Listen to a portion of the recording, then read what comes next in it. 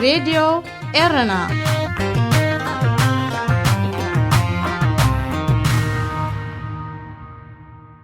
كبرات تقتلت مدبنا قتيلو زغرب تحستونا مدب كفتزتيو أدلو مدب يوهانس تسفى مريم بمخنيات مززام عام تغلتشحن عسرة تشعاتن نخلتها أقلقلتي أرثوذكسوي توهدو بيت كريستيان عديمو الله نساتهم دماغ أشيوناس ولدور فائل كاب كتما أميو سويدن كمون دياقون يوهانس قبر هيوت كام مانشستر يوم حزب إرترا منفسوين أبوتاتو كم تزيد الله مخرن معدن كمون عرقن سلام نكركب أمر رخبي بوزهان قريبهم كمهرو أي رأين يوم بفلاي دما مرحتي وانجيلوين أبيت كريستيانات مركب نأدلو مدب يوهانس شجر كم زغنو أي حبأن عدما زغربو اللون باسترات ملسون زيهبو لغزي وحدا يكونن بزا أقات أمي نتوم بمن حراي زركبو أقلقلت أرثوذكس توهدو بيت كريستيان بمسكن كالوت نا إسلام يخون ويس كريستيان أقلقلتي أب أوان بعلاتن كالا أقدستين حزب إرترا بمعرى أبزقدسو رئستات نابريدي إرنا قريبكم ملأختاتكم كتم حلالفو تصوعتنايو سناي مكتال راديو إرنا ناتا دمسي إرتراويان أمو قلت ياهم ورات أحوات بقدام النت نزعد اللي يكون نزي زتا ويبنهنا الراد أكفو زتا إن نتوعو مداب دمت رادي إرنا سيزاراكم بلبيا مسكناكم سلازي بعلهم داقيمكم بزعبة نفسكم كتالاليو عدلكوكم مجمرة أباش جمر حراي بسم الله وولد ومنفس قدوس أحد أملاك أمين سميك أشيوناس ولد رفائيل يبهال أب أميوت بهال كتما أب سمين شودن دبر يسوس مدهاني على بيت كريستيان بهال كم كهن إيه مالتي بسم آب وولد ومنفس قدوس أحد أملاك أمين سمي دياقون يوحنس قبر هيوت يبهال زغمت الله هاجر عباي بريطانيا أبكتما مانشستر يقمد زقلقلو بيت كريستيان مدهاني عالم بيت كريستياني يغني اللي أمو كلتهم كبرات أقاي شيء كشيو ناس دياقون يوحنسن مجمع كل سبنا ناتو مويا كلت بوغيريز نبراب سدت ما مالبات بزح كذي أحد صراحة بالناس نزارب كل بوسق كتب لندلي قشي بقى خجمر أبزوان زي صراحة أنتي مالتي أنت عارف مويا غير كأختنا بالله حراي تي معلتاوي نابراز خوون زسرحو ممهر قانقاد ناي تغرنيا يوزلو أبز أوانزي كم أون صحفات أب مترقام كأ أب ترقم صحفات أبزن كلتين ينتف مالتي أب تمعلته ونبرة. يا أبا لا بس نقولنا ثلاثة. أتناي معلتاوي هيوت زلو أبز أوانزي تمهري زلهم كم خا أب أقلقلت بيت كريستيان يركب. هرا سلازي خمس رداء نزلوس بأتوت نبيت كريستيان تنورو أقلقلتي كونكم من. ما تبغى نبيت كريستيان تقلقلوا لهم سلازي أبزن زحلف عمتات بزح تفلالي وردي يبزلوا لوقتي أبز بإرتراء الرأس أنهم كلتشحن عسر شعتن ودينا كلتشحن عسران كا حدث عمت نقبل اللازلنا أقاد أمينا حجي نزارب زلنا سلازي إذا حلفت يجي كل شيء على عسر شعتن أرجيت عمت لنا توقع جميل ما زلنا كمين يرى كمين حليفة مالت منفساوي يكون بوليتيكاوي محبراوي ما تقال لخمي كتبلا تقولوا كأشياء ناس حراي يسي زيابير مسكن مجمريا نزعلت زياكن بصح زيابير محرتو سبب زحلنا كبر مسكنا ويكون جزء كحلف كل جزء كاب كل معيني زي في اللي نقدر نتلو أبزع زحلفت كل تشحن عسرت تشعتن ون في اللاي زو ما بيت ما عسرت زلو أبوتاتن أحواتن مالتي أبزع عمت زيا من المسترعي لوتي بزي من بارو نزع عمت فري نقدر بزمداي زي عين رئيلان أي رأخلان مالتي قداي بيت كريستياننا ኦርቶዶክስ ተዋህዶ ቤተክርስቲያን ዝኾነ ይኹን ለውጢ ከይርአየ እኳ ደኣ ብኣንጻሩ እናገደደ ምኻዱ እዚ ዓመት እዚኣ ድማ ከምኡ ኣበርክቶ ነይርዋ ማለት እዩ ኣብኡ ኣክንድና ፍታሕ ገጹ ዝመጽእ ናብ ምፍድላይ እዚ ማለት ከኣኒ ሰሚዕናዮ ዘይንፈልጥ ቅድሚ ሕጂ ንኣቦና ፓትርያርክ ቅዱስ ኣቡነ አንጦኒዮስ ካብቲ ናይ መንበር ምውራድ ጥራይ ዘይኮነሲ ብመሰረቱ ኣባል እታ ቤተ ክርስቲያኑ ናይኮኑን ዝብል ውሳኔ ዝሓለፈላ ዓመት መንባራ ብፍሉይነት የዘክራ ማለት እዩ ስለዚ ኣብቲ መንፈሳዊ መዳዩ ኣክንዲ እቲ ቤተ ክርስቲያን ዝተዋህባ ተልእኾ ሒዛ እተዓይ በዞም ዘለዉ ነገራት ኮለል ዝበልናሉ ገና ካብቲ ኮለል ዘይወፃእናሉ ዓመት እያ ነይራ ማለት እዩ ኣብቲ ማሕበራዊ መዳይ ክሪኦ ከለኹ ብዙሕ እቲ ህዝቢ ናብ ፍቕርን ናብ ስኒትን ናብ ስምምዕን ገጹ ዝኸይድ ዘሎ ኮይኑ ኣይረኸብኩሉን ብፍላይ ኣብዚ 2019 ዝርአ ዘሎ ፀቢብነት ናብ ኣውራጃ ገጹ ዘድህብ ኣዝዩ ትሑት ዝኾነ ኣተሓሳስባ ኣክንዲ ናብ ሓድነትን ናብ ፍቕርን ዝደፍእ ናብ ምፍልላይ ገጹ ዝደፍእ ስምዒታትን ዘረባታትን ነጸብራቕ ዝተረኣየላ ድማ ነይራ ስለዚ ኔጌቲቭ ይቕሬታ ኣሉታዊ ኣተሓሳስባ ጥራይ ምእንቲ ከይህልወና እግዚአብሔር ነዛ ህይወት እዚኣ ሂብና ዕድል ስለ ዘሎ እንምለሰሉን እንንስሓሉን ግዜ ነይራ ክትከውን ድማ ተስፋ ገብር ማለት እዩ ዲያቆን ዮሐንስ ከምዚ ዮናስ ዝበልዎ ብሓለፈ ዓመት ስም እቶም ኣብ ናይ ገዛ ማሕበር ዘለው ፓትርያርክ ኦርቶዶክሳዊ ተዋህዶ ቤተክርስቲያን አቡነ አንጦኒዮስ በተደጋጋሚ ተላዒሉ እሶሙን ከኣ ንህሉ ኩነታቶም ንህዝቢ በቪዲዮ ቀሪጾም ሰዶም በንጻሩ እቶም ንዕኦም ኣብ ማሕበር እትዮም ዝርከቡ ወይ በመንግስት ደገፍ ዘለዎም ዓዲ ዝቆሉ ዘለው አቡነ ሊቋስ ከኣ ሕጂውን ጠቕሊሎም ማለት ካብታ ቤተክርስቲያን ከም ደለው ንዓም ጥራይ ክሕሾም ኣብ ናይ ገዛ ማሕበር ወይ ኣብ ገዛ ሒዞም ከም ዘለው ዝገልጽ ዓይነት መግለጺዎም ነይሩ ነዚ ከመይ ትርድኦ እስኪ ምሳል ኣቀዲመ ድሓትኩም ሕቶ ናይ 2019 ምትሓዝ ኣቀዲመ ስለቲ ሕቶ ከመስግን ይፈቱ ኣብዛ ዓመት እዚኣ ምናልባት እቲ ኣቦይ ቀሺ ዮናስ ክብልዎ ዝጸንሑ ኣቦትኡ ኮይኑ ሓደ ዓቢ ለውጢ ፍሉይ ዝተራእየሉ ኣብ ናይ 2019 ኣብ ታሕቶኻ እውን ኣዝያ ተተኮር ነገር እያ ንመጀመርታ ግዜቶም 14 ዓመት ዝተኣሰሩ ቅዱስ ፓትርያርክ ድምፆም ዘስምዑላ ዓመት 2019 እዚ ድምፂ እዚ ከዓ መሪሕነቶም ክንድምንታይ ሓያል ከም ዝነበረ ከም መራሒ ክንሪኦም ከለና እውን እግዚአብሔር ይመስገን ከምቶም ቀዳሞት ኣቦታት ዓበይቲ መራሕቲ ወይ ካሪዝማቲክ መራሕቲ ተባሂሎም ዝፍለጡ ከም ቅዱስ ዳዊት እዩ ከም ነቢ ሙሴ እዩ ዝኣመሰሉ ሓያል ኣቦ ናይ መሪሕነት ከም ዘለዎም ካብቲ ዝተዘርግሐ ቪድዮታት ዝረኣናሉ እዩ ብመንጽር ዝኻእቶም ኣብቲ ናይቲ መንግስቲ ዝነበሩ ከም ማለት ከም ኢድን ጓንትን ኮይኖም ክሰርሑ ዝጸንሑ ቤተ ክህነት እውን ሓድሽ ምዕራፍ ዝኸፈተ እዋን ነይሩት እዚ ድምፂ እዚ ማለት እዩ ቤተ ክርስቲያን 14 ዓመት ዓመፅ ኣብ ልዕሊ ቅዱስ ፓትርያርክ ከም ዝተገበረ እቲ ሃዋርያዊ ሰንሰለት ከም ዝተበትከ ብመንጽር እዚ ከዓ ሃገር ብምልእታ ኣብ መግዛእቲ ኣብ ባርነት ኣብ ጭቆና ከም ዝኣትወት ክትዛረብ ጸኒሓ ቤተ ክርስቲያን ብፍላይ ኣብ ትሕቲ መሪሕነት ኣቡነ መቃርዮስ ቅዱስ አንጦኒዮስ ፓትርያርክ ኢላ ክትከይ ጸንሐት ቤተ ክርስቲያን ናብኣቶም ግን ንመጀመርታ ግዜና ኣብዛ ዓመት እዚ ሓድሽ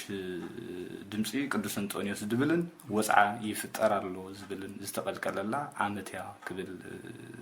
ምደፈርኩ ኣብ ናይ ኣባ ሉቃስ እንተኸይድና እውን መሪሕነቶም መብዛሕትኡ ግዜ ክንዕዘቡ ከለና ኣብቲ ናይቲ ቤተ ክርስቲያን ዘይኮነ ምስቲ መንግስቲ ዝሰርሕዎ ስራሓት ምዃኑ ካብቲ ዝኸድዎ ኣካይዳ ይኹን ካብቲ ዝዛረቡ ቃላት ክንርአ ንኽእል ኢና ንመንግስቲ ይከላኸልሉ ብኣንጻሩ ህዝቢ ኤርትራ እንታይ እዩ ኮይኑ ኣብዚ ሽግር እዚ ወዲቑ ዘሎ ስለምንታይ ተባታቲኑ ብሓቂ ድዩ ህዝቢ ኤርትራ ንሃገሩ ኤርትራ ፀሊኡ ዋነታ ትማሊ 91 ሃገር ተረኺባ ኢሉ ገዝኡ ከይዓፀወ ኸይዱ ብዕልልታን ብጣቂዒትን ዝተቐበሎ ናጽነት ብሓቂ ድዩ ተሓሲብ ምዋን ሃገርና ኤርትራ ሃገሩ ፀሊኡ ዲ ኣብ ባሕርን ሰሃራን ክጠፍእ ፀኒሑ ዝመንእሰይ እንተይልና ምድቃስ ናይ ቤተ ክርስቲያን እውን ኣሳዲድዎ እዩ ኣብ ቦትኡ ኮይኑ እቲ ናይ መንግስቲ ምትሕብባር ናይታ ቤተ ክርስቲያን ነዚ ኩሉ ፀቕጥታት ክፈጥር ክኢሉ እዩ ናይ ኣባ ሉቃስ ዝልዕሎ ዘለኹ ምትሕሓዙ ከዓ ኣብ ዝሓለፈ ግዜ መፅኦም ኣብ ዝገበርዎ ቃለ መጠይቕ ቃል ብቃሉ መንግስትና ምትእትታው ኣብ ሃይማኖት ኣብ ኦርቶዶክስ ጥራይ እውን ኣይኮነን እኮ ኣብ ሃይማኖታት ምትእትታው ኣይገብርን እዩ ዝብል ስለዚ እንታይ ይደርየና ዓይዚ ይከላኸሉ ኣለዉ ዲፈንስ ይገብሩ ኣለዉ ንቅዱስ እንጦንዮስ ከዓ ቤተክርስትያን ኣሲራቶም ኣይትፈልጥን እያ ቤተክርስትያን ኮ ሰራዊት የብላን ቤተክርስትያን ፖሊስ የብላን ፖሊስ ዘለዎ ጋቨርንመንት እዩ ሰራዊት ዘለዎ መንግስቲ እዩ ስለዚ ቶም ዋርድያ ተገይሮም ዝፀንሑ ቤተክርስትያን ባዕልና ኢና ዋርድያ ገይርና ኣለና ዝብልኮ ዮሃንስ እንታይ እዩ ዘርኢ መስለካ ምክልኻል ነቲ መንግስቲ ናተና እዮም ዝብልዎ ነቲ ዝጭቁን ዘሎ ስራሕ ናተና እዩ ስለዚ እዚታት ብምርኣየ ከተሓሓዙ ከጋናዝቦ ዝደሊ ስለዚ እዚ ነገር እዚ ኣብ 2019 በቲ ሓደ ከም ዝበልካዮ ናይ ኣቡነ አንጦኒዮስ ድምፂ ምስማዕ ዓብ ነገር እዩ ነይሩ ህላው ናቶም ምርኣይ ማለት እዩ ምስ ሙሉእ ጥዕናው ምህላው ተፈሊጡ ማለት እዩ ስለምንታይ ተኣሲሮም ኣለዉ ትህሉ ኩነታት ናቶም እንታይ እዩ ተረዲ ማለት እዩ በቲ ሓደ ሸነኽ እውን እታ ቤተክርስትያን ኣብ ብዙሕ ተፈላለየ ዓይነት ቅልውላው ተሸሚማ ከም ዘላ እውን ንርዳእ ኣለና ማለት ሕጂ እሞ ካብ ዝተበጊስና ክንሪኦ ከለና ኣብዚኣ ትመፅእ ዘላ 2020 እዛ ንሕዛ ዘለና ዓመት ብፈረንጂና ንቆፅለና ቤተክርስትያን ብርግፅ بعد وارح جزيات قصة هو جن نزي سماع من تقطع مبون غير لنا انتايو تناتا رأيك صار هو زوجتكم أم مانشستر كمون أو عاد إنجليز أو بريطانيا بتون أو سويدن إنها نحسب انتاي علىكم وتنات مالت بدرجة منفساوي يكون بوليتيكاوي ما قدي وي محبراوي مالته إيشي تا كل تشحن عسران عامة مرت فرنجي أب أوروبا نبر بمهلاونات رازي كونس ولا بإرتراون في مفقدي جزية نتكملوا دينا حدش عامت ولا قبيلة كريستيانا مسكرن تبعلو توانا نجار حدش عامت كنس أخلو انتهي مدى باوسي خا كم يتقبل كاي الله خا انتهي تحسب الله خا انتهي وطنا لكان زبل كم بيت كريستيان ناي كل جزء وطنا تزعبيت الأخونا مقبالي تزعبيت الأخونا ما تقول تذهبنا مالتي انت إلهم كيلو نخل فترة وإنجيل سبحانه وكم تي أول كلماتي وصلوا بسم أبون ودن منفس كدوسن النات معكم زازوزكم كل خلوخا إنما هلكم لك مزامرتي قبلهم زبل زيادة نبي كريستيان مسرت هاوي تتلوخا بس أبغى تشحن عشران تايم مدبر لكم تايوتنا لكم نزبل تحبش عمرسي نزيو بفلا يجن حجي أنا كبلوز دلي كحلفوز دلي مرات انتهي كابون جل لوكاس نعرف كده سمعون أرجعوي إلا نسوعه نقول أنا يسوع كريستوس أبشرنا معلتو مسحاقفه حد زربات تزاري بنيرو وتمسحاف نسمعون كقول صخولون تاي زبلون من سننا إسرائيل زبز نبره صادق منفس كريستوس كازلو سر يزبلون يرو إذا من سننا زبز نبره نحن أول كم بيت كريستيان أنا خاخم عقل قالي مزحفون كماي كم زخماي النسبة ونقر من سننا إحنا حزبناي تاتقصي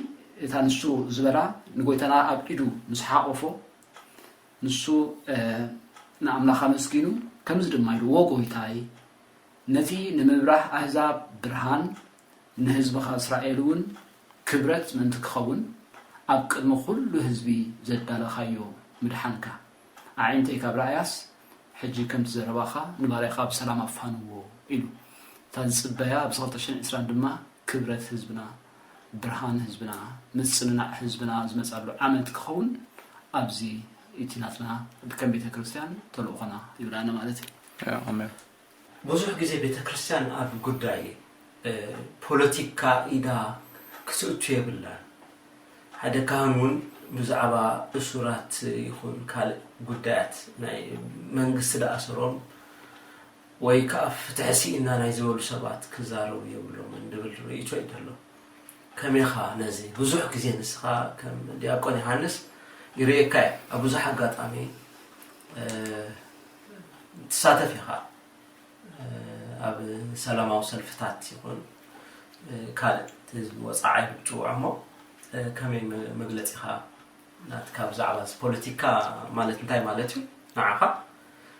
ከም ኣገልጋሊ ከምኡውን ቤተክርስትያን ብሓፈሽኡ ኣብ ጉዳይ መንግስቲ ክትዛረብ ትኽእል እያ يغني صبغتي حتى يخا حتيت كاني مغنياتو ابو زحات حساب ذكاء زمالالسيو يصنحني يون مجمرتا بوليتيكان تاي مالتيو تبل نجر بتي انا زردان دسرحلون بحصر زبل خغلصو خلخو بوليتيكا مالت نعي نحدر امبر حتيات ايكونن مسررو خريو خلخو ناي بوليتيكا ناي بوليتيكا مرحت له تسمعه حاتياتنياتات غبننياتات اللي كونكون زصوب انتي دا ناي هاجر ملو اما حضرتي كما حاضر زخولو سفي حتى حساسبا زلو كاب صبيبنت زوصو نبزحنت سئل نايت هاجر كما حاضر زخولو نابنت ዝተፋላለየ ብሄራት ክህልዎ ይኽእል ከም ሃገርና ኤርትራ ሕጂ እንተሪእና ናይ ሓደ ብሄር ኮንካ ትዛረብ ንኣብነት እንድሕር ኮንካ ፀቢብነት ኣሎ ማለት እዩ ናይ ብሄርካ ትዛረብ ኣይኮንኩን ዝብል ዘለኹ ነቲ ካልእ ብሄር ተናኣእሶን ተዳኹሞ እንድሕር ኮንካ መራሒ ክትከውን ኣይትኽእልኒ ኻና ይኩሉ ስለዚ እቲ ፖለቲካዊ ምሕደራ ዝበሃል ንዓይ ብዙሕ ስእሊ ክርኢ ዝኽእል ማለት እዩ ሃይማኖታት እውን ዝተፋላለያ ኮይነን ንኩሉ ብማዕረ ርእሲ ዘመሓድር ኢና እቲ ናይ ፖለቲካዊ ዝበሃል ነገር ኣብ ገለ እዋናት ግን ኣብ ህዝብናቲ ኣብ ፖለቲካ ምእታው ማለት ከም ሓጢያት ዝጽየንዎ ነገራት ኣለዉ ይፍንፍኑ ሓጢያት እዩ ዝዓይነቱ ማለት እዩ ኣይኮነን እንተ ኽኢላ ከማን ቤተ ክርስቲያን ናብቲ ፖለቲካ ክመፁ ዘለዉ ብቤተ ክርስቲያን ዝዓበዩ እንተ ዝኾኑ ከምቲ መጽሓፍ ቅዱስ ኣቐሚጥዎ ዘሎ እንተ ዝኾኑ ነይሩ ቤተ ክርስቲያን ሰላም ረኸበት ህዝቢ ሰላም ረኸበ ነይሩ ተናተይ ኣረኣያ ምክንያቱ ቅዱስ ጳውሎስ እንታይ ዝብሎ እቲ መራሒ ክኸውን ዘሎ ወላ ነታ ቤተ ክርስቲያን ዘገልግላሲ ነታ ዝመርሓ ሓዳሩ ጽቡቕ ገይሩ ዝኣሊ ክኸውን ኣለዎ ይብሎ ንዓ ጽቡቕ ገይሩ ከኣልያ ዘይክእል እንትኾይዱሲ ነቲ ህዝቢ ኣምላኽ ወይ ነታ ቤተ ኣምላኽሲ ከመሓድር ኣይክእልን ይብል ብመንፅር እዚ ኣብቲ ሶሳይቲ እንተንመፅእ ነርና ሓዳሮም ደቆምን ቤተሰቦም ጽቡቕ ገይሮም ዘመሓድሩ ንህዝቦም ከመሓድሩ ይኽእል እዮም ዝብል ኣብቲ ምሕደራ እዚ እሙንቶ እዩ ዘለኒ ቤተ ክርስቲያንን ፖለቲካን ከዘራኽቦም ኣለዎም ዲቴልና ብርግጽ ንኽልቴና ዘራኽበና ኣለና ንኽልቴና ከዓ ዝፈልየና ኣለና ዝፈላለየና ምሕደራ እዩ ፖለቲካ ናይ ገዛእ ርእሱ እቲ ጋቨርመንት ምሕደራ ኣለዎ ቤተ ክርስቲያን ከዓ ናይ ገዛእ ርእሳ ምሕደራ ኣለዋ إذاعة إرنا الدولية صوت أريتري مستقل راديو إرنا ناصا دمص إرتراويان ፖለቲከኛታት ኣዲም ካደረብካ እዞም ሕጂ ንኤርትራ ዝመርሕዋ ዘለዉ ክሳብ ክንደይ ካብ ቤተ ክርስቲያን ሓገዝ ረኺቦም ኢልካ ተኣምብል ኣቐዲሞም ካብ ሜዳ ምምፃእ ጀሚሮም ክሳብ ዝእዋን እዚ ከምዚ ተግሳፅ ምኽሪ ምዕዶ ድበለ ነገራሲ ቤተ ክርስቲያን ጉቡእ ተራ ተፃዊታ ድያ ከምዚ ንሶም እዮም ዝመርሕዋ ዘለዉ ኢልና ኣነ ከምኡ ሓስ ንኹለ ንሓንቲ ቤተ ክርስቲያን ይኾን ንኹለ ዳርጋ ولا نتلاقي مسلم الناقن ترينا نسوم شموم نسوم وردوم نتمرحت كساب زخنو تمرحت ناتاتهم عقمي إيد مسلم ما كسع كندي بيتكسان أبترى تصاويتها كتحسب بناتي أما لخ ختان دحر كويدو بمسرتو بيت كريستيان ناي عد حبشة ናጽነት ረኺባ ይትፈልጥን ያ ዋላ ሕጂ ትምሳና ዘሎ ናይ ኤርትራ መንግስቲ ገዲፍና እቶም መራሕቲ ናይ ኢትዮጵያ ዝጸንሑንኮ ካብ ሃይለ ስላሴ ይኹን ስርዓት ደርጊ ይኹን ነታ ቤተ ክርስቲያን ከም መሳርሒ እንትቆምላ ነይሮም ስልጣኖምሲ ምሕላው እቲ ኣባና ዘሎ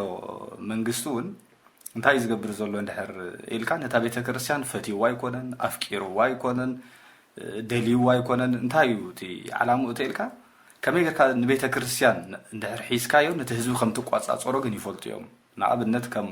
ኣገልጋሊ ናይ ኦርቶዶክስ ቤተ ክርስቲያን ከም ምዃነይ መጠን ከምቲ ዝበልካዮ ይርዳእኒ እዩ ኣብ ኩለን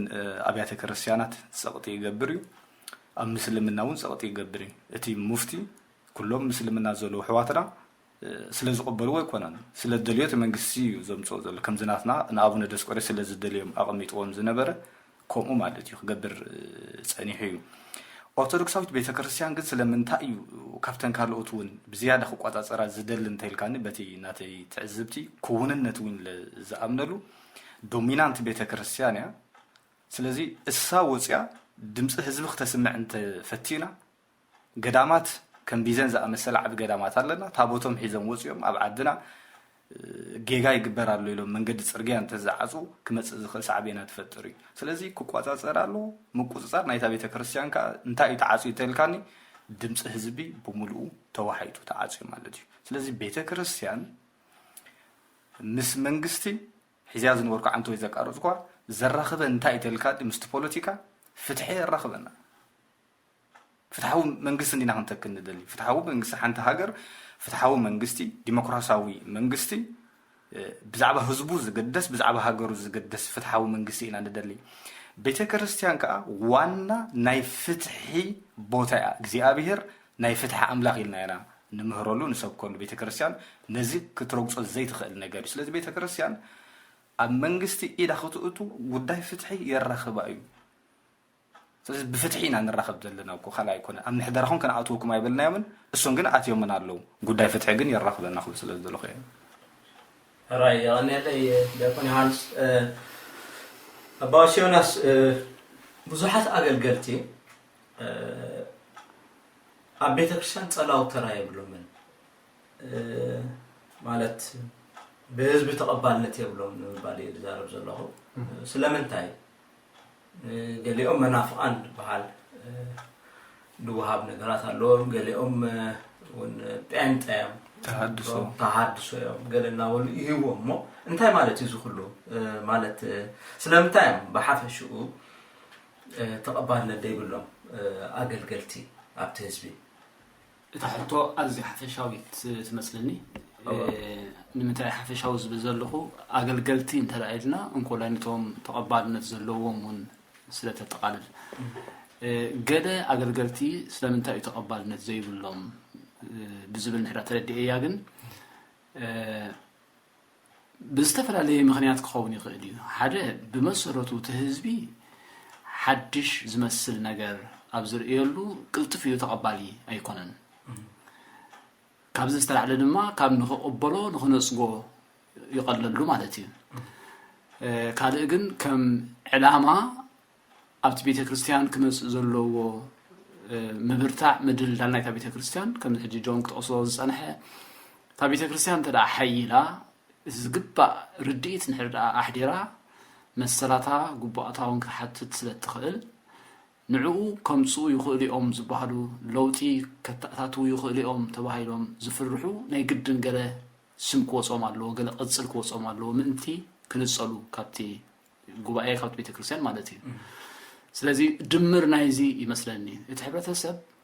መሚዩ ኣለልዩ መን ክፈላሊ ዘለዎ ባይታ ስለዚ ተጣጣሕሉ ሓደ ብዝበሎ ንዘይፈልጠካ ብማዕዱ ኮይኑ ከለ መናፍቅ እዩ ከለ ተሃድሶ እዩ ክብል ይኽእል እዩ በናይ መምዘኒ ኢኻ መናፍቅ ኢልካዮ እንትልካዮ ግን ክምልስ ኣይክእልን እዩ ስለዚ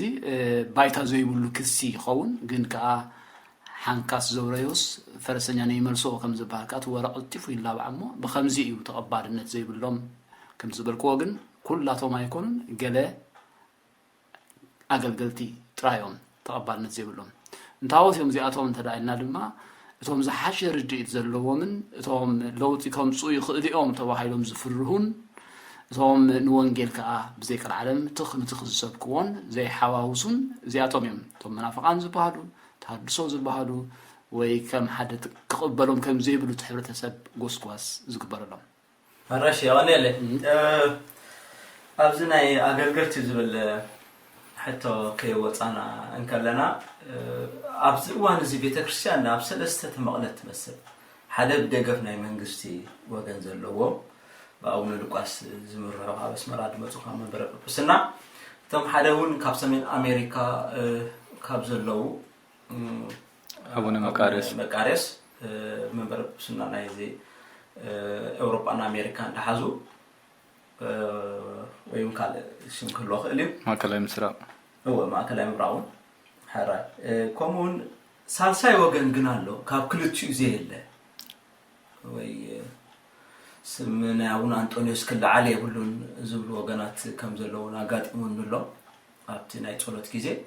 كالوت كل على الله زبلو إذا أبو إسرائيل تنقات أمام كنا تعطون حدا خاوي سلزي إذا من مقال كم من تنتيو كم صعب ينزناي إسرائيل كم أبنت جرنا هم يقات قد صوت خير من مقال كما يمسيو تبل نطبق حزاف اللخو قدمن ابتي طنقي مرعينا صعبين كنريو دزبلني مسب كلتيوم مستصاررفو وي مسقرفو دحر هاريمو ابتي طنقينا مبزحتو غزي نري نتزهاره مطراينا نري كرأ زلو انتايو مبغسي تيلنا ግን ቅድምን ኣብቲ ጠንቅ ኸይድ ዘሎ ናብቲ ሰዓብየን ከይድ ዘሎ ስትጠንቅ እንታዩ ዝብል ኣርእስቲ ክምልሶ ከሎ ኸኣነ ናይ መንግስቲ ኤርትራ እቲ ኣብ ውሽጢ ዓዲ ዘሎ ስርዓት ዝፈጠሮ ሽግር እዩ ኣብታ ቤተ ክርስቲያን እንታይ እዩ እቲ መርቱዕታትኩም እንድሕሪልና ንቤተ ክርስቲያን ከመሓድርዋ ካብ ዝፍትኑ دارجا خبتيس عن حدن أتحيزهم مس حزوا سجاب حجي أبتحتيهم كم زلا نري كلا أي أبتقدس سينودوس زبهال بوتا جنرالات مالتيو كم بعل أبرها كاسا دا أمسولو سمرة بين نبيت كريستيان أبز حلفه كم بعل دراغون هايمانوتاوي قداي اندا تبهالو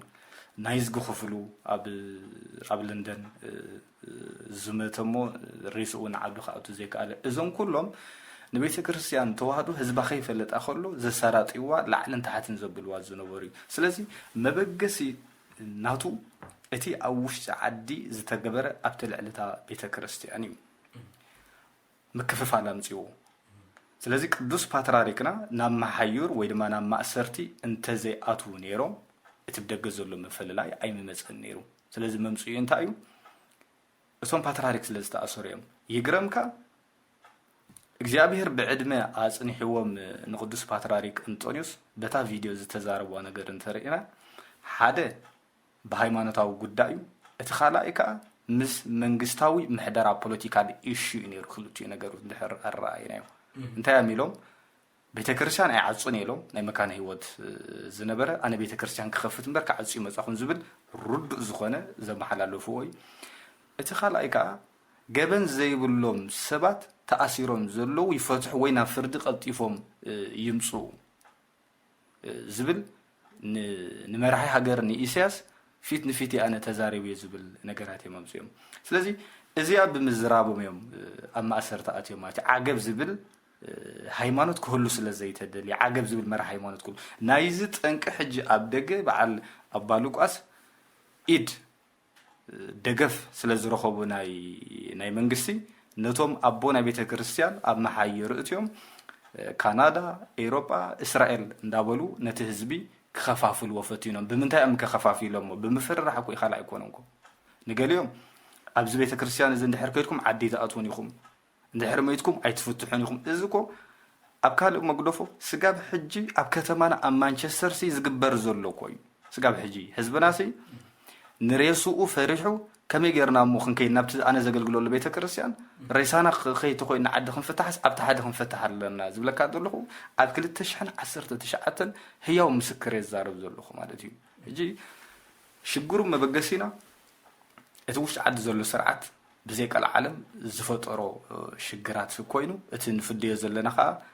ቤተክርስትያንን ካህናትን ዲያቆናትን ነቲ ዓመፅ ከም ዓመፅ ክርእይዎ ስለ ዘይከኣሉ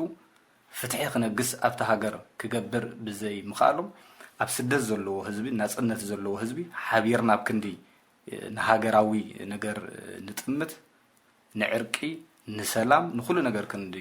ንጥምት እዚ ስለ ዘይተኻኣለ ህዝቢ እስራኤል ምናልባት ምዚ ድሕርና ንመጽኦ ንኸውን ምስኡ ተተሓዙ ትኾንካ ግን እዚ ዝፈጠሮ ሽግራትን ጸገማትን ዝብል እሙንቶ እዩ ዘለኒ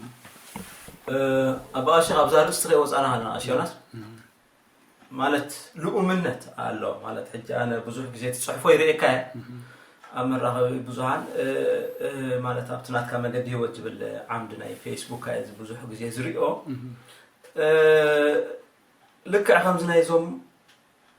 ናይ ካቶሊካውያን ካህናት ወይ ሓለፍቲ ናይ ቤተክርስትያን ሓውኻበ ኣሎ ዝብል ጽሑፍ ገይሮም ከምዚ ነቲ ምእመን ከም በሓድሽ ንሙሉ ህዝቢ ኤርትራ ኣነቓኒቖሞ ነይሮም ዛዕባ ህሉ ኩነታት ዝገልጽ ጽሑፋት ኣቕሪቦም ነይሮም ሕጂ እዚ ብወገንኩም ኣይረአይኒ ማለት በንጻሩ ነቲ ዘሎ ፖለቲካውን ከም ሽፍንፍና ቢልካ ናይ ምሕላፍ ዘሎ ተራ ይመስለኒ እሞ ከመይ ኢኻ ትሪኦ ነዚ ነገር እስኻ ጽቡቕ ሕቶ እዩ መጀመርያ ተሸፋፊኑ ዝሓልፍ ኢልና ክንሓልፎ ንኽእል ኣይመስለንን ምክንያቱ ክልተ ዓንቀጻት ክጠቅስ ኽእል ሓንቲ ቀሺ ይኽበኻል ትብል ጽሕፈት ዝጽሓፍኳ ኣላብኡ ኣብቲ ቀሺ ይኽበኻል ዝብል ጽሑፍ እንታይ እዩ ዝብል ቀሺ ኮይነሲ ድኻ ተበደለ ፍትሒ ጎደለ ዘይብል ተደኣ ኮይነስ እቲ ቅሽነተይ ኣብ ምንታይ እዩ ዘሎ ዝብል ዝተጻሕፈት ጽሕፍቲ ማለት እዩ ካልእ ብዛዕባ ናይ እሱራት ከዓ ምንኣኽ እቶም እሱራት ትብል ብፍላይ እታ ምንኣኽ ትብል ቃል ከቢድ ጓሂ ከም ዝኾነ ዘለዎ ኩነታት ድማ ዝገልጽ ከም ዝኾነ ብውሕዱ ዘን ክልተ ክጠቅስ ይኽእል ማለት እዩ ብርግጽ ልክዕ ከምቲ ናይ ኣቦታት ካቶሊካውያን ጳጳሳት ብሕብረት ሞኻ ብደረጃ ጳጳሳት ዝወፅእ መግለጽን ብሓደ ካህን ዝወፅእ መግለጽን ሚዛኑ ማዕረ ክኸውን እዩ ኢልና ክንሓስብ ስለዘይከኣለና ክኾነ ኣይከኣለን ማለት እዩ ብሓፈሽኡ ግን ልኡምነት ዝርአ ይመስል ኣብ ዝበልካዮ ብገለ መዳዩ ሰማማዕ ብሓቂ እንታይ እዩ እዚ ለቢስዮ ዘለኹ ልብሲ ተሰኪምዮ ዘለኹ መስቀል እቲ ቀሺ ዝበሃለሉ መፀውዒ ብመሰረቱ ነቲ መንፈሳዊ ኣገልግሎት እዩ መንፈሳዊ ኣገልግሎት ብዘይ ስጋዊ ኣገልግሎት ኣይከውንን እዩ ብርግጽ ግን ዝያዳ ሚዛን ክህቦ ዘለኒ ነገር ኣየና እዩ ከም ካህን እቲ መንፈሳዊ ኣገልግሎት እዩ ንዓይ ኣነ ክርስቶስ መድሓኒ እዩ ናብ ክርስቶስ ተጽኩም ተመለሱ እግዚአብሔር ረዳይ እዩ ክብል እሱት መስቀለይ የገድደኒ ቀዳማይ ማለት እዩ ናይ እስራኤል ጥቅስካዮ ነርካ ኣብ እስራኤል ዘጋጠመ ብሰንኪ ናይ ኣቡነ መቃርዮ ኣቡነ አንጦኒዮስ ምፍልላይ ይቕሬታ ሰብ ክሳብ ምትሕርራድ ዝበጽሓሉ ዝረኣናዮ ኣዝዩ ጨካን ዝኾነ ተግባር እዩ ኣነ ብሓደ ሓሳብ ጥራይ መመለስክዎ እንታይ ዝብል ሰብከ ንኣቡነ አንጦኒዮስ ረቢሑ ነፍሱን ተጥፈአ እንታይ ዓብስ ኣቡነ አንጦኒዮስ እግዚአብሔር ብዝፈቀዶ መገዲ በቲ ዘሎ ኩነታት እቲ ክኸፍልዎ ዝግብኦም ናይ ወንጌል ዋጋ ይኸፍሉ ኣለዉ ንሶም እቲ በፂሕዎም ዘሎ መከራ ኣቦቱ እናሃለዉ ከሎ ንሕና ነቲ ናቶም መስዋዕቲ ኣብ ግብሪ ብምትርጓም ብፍቕሪ ክንነብር ተላዘይክኢልና ብስምምዕ ክንነብር ተላዘይክኢልና ነቲ እነምልኾ ሓደ እግዚአብሔር ብሓደ ኣፍ ኮይንና ክነመስግኖ ተላዘይክኢልና እቲ ንገብሮ ዘለና ክርስቲያናዊ ተግባር እውን ኣይኮነን ብመሰረቱ ሰብ ንሰብ ብኻራ ክሓርዶ ኣዝዩ ጨካን ኣራዊታዊ ሰይጣናዊ ተግባር እዩ ስለዚ እንታይ ክብል እቲ ጠንቂ ከም መሸፈኒ ዳኣዩ ናይ ኣቡነ አንጦኒዮስ ጉዳይ ዝቐርብ ዘሎ እምበር ብመሰረቱ ሰብ እቲ ምህሮ ክርስትና ዝበሃል ኣሰር ስለ ዘይጸንሖ ንኽፈላለ ኣዝዩ ቀሊሉሉ ኣቡነ አንጦኒዮስ ከም መሸፈኒ እዩ እቲ መፈላለየ ግን ኣነ ንሓወይ ዘይቅበሎ ዘለኹ እንታይ ኮይነ እየ ከፍቅሮ ከይግባአኒ እንዲ ወላ ብሓሳብ ከባቢ እንተተፈለየ ወላ ካልእ መርገጽ እንተሃለወሲ እታ ክርስቶሳዊ ፍቕሪ ግን ክትህሉ ኣይግባአን ድዩ ዝብል ኣብ ህዝብና ክፍተሽ ዘለዎ ነገር እዩ ስለዚ ደጊመ ንዓናና ኣገልገልቲ ወላ ነቲ ህዝቢ እውን ዝብሎ እንታይ እዩ ሰብከ ንኣቡነ አንጦኒዮስ ረቢሑ ነፍሱ እንተጥፍአ እንታይ ይዓብስ ሰብከ ንኣቡነ አንጦኒዮስ ረቢሑ ገዛእ ነፍሱ ተጥፍአስ እንታይ ይዓብስ ኢሉ ቀሺዮናስ እሞ ግን بقاله خناتات وترينا تأبصر عند قات مخناتات تانكي منهم كنا بدون خير مالتك ساعتنا مكتال بصحة نواخا خبلاز حتى مليس يقولي هانس نابزي كم صوم زخل نتبي زي لنا كوا مدندن تا كهبلو كم سب يشجرني انتخونه اتزخيل زلو منصر هلو كنتاتنا ግን እንታይ ይመስል ከም ዘሎ ሓደ ብግብሪ ከጨበጠና ዝኻለ ነገር እዩ ንቕሓት ዝጎደሎ አገልገልቲ ልዑል አምላኽ መስመሮም ፖዚሽኖም ዝሰሓትሉ እቲ ነታ ቤተ ክርስቲያን ዘገልግላ ዘሎ ከምዚ አቀድማ ቢሉ ቀሲስ ዮናስ ዝበሎ አገልግሎቱ ንእግዚአብሔር